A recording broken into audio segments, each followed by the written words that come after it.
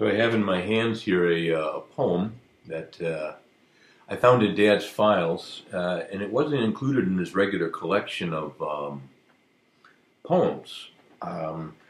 It's written in 1983. It's called The Last Flight of Kelly, and I think it's a meditation on the death of John Crandall, a very good friend of his who died in a very bad car accident and that year.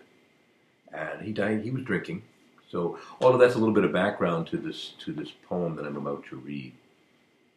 The Last Flight of John Kelly. The city glow was furnace low. In fact, it had come to a flicker in the rising doom of the early gloom as morning crept on quicker. And Kelly drank a lonely drink as he washed the last one down. The start of the day was the price to pay at the end of a night on the town.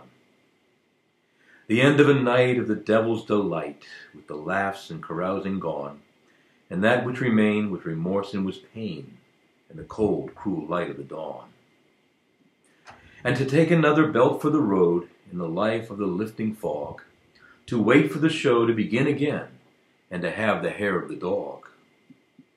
Kelly drank another drink, and things came passing strange, and the feeling odd that a demon or god or whiskey had made a change. The thought that he heard was to fly as a bird, without a lesson or care. Never a wing, but his arms to fling, and he rose up in the air.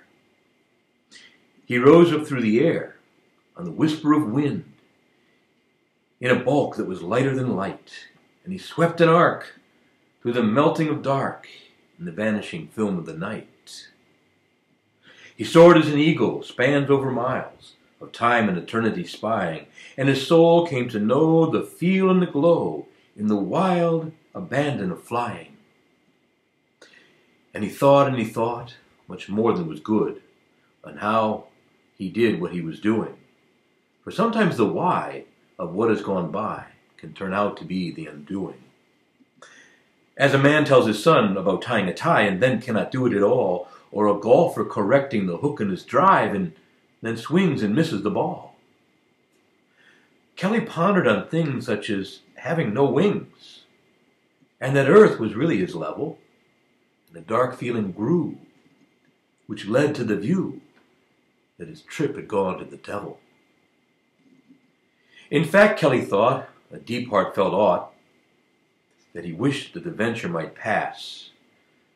For a man feels the fool with the shivering cool of the wind through the crack of his ass. He took a quick draught from his small silver flask for courage and fuel of morning, and crashed in despair beyond all repair in the cold, cruel glare of the morning. Some days when the glow of the city is low, Kelly's voice can be heard in the sky, sadly sighing that any is just one too many, and never to think when you fly. Charles E. Pope, 1983. Really quite remarkable. I'm surprised he didn't include it in his regular collection. Maybe it was private, but I think it's something worth sharing. I think it's beautifully written, and I know that he struggled a great deal after John's death. They had done a lot of heavy drinking together, and there was a lot of, I think, pain and a lot of guilt in Dad too. And I know that he stopped drinking for a long period after that. And so it's kind of one of those chapters in Dad's history that, for whatever reason, he chose to kept tucked away in a file. But I found it, and I think it's worth sharing.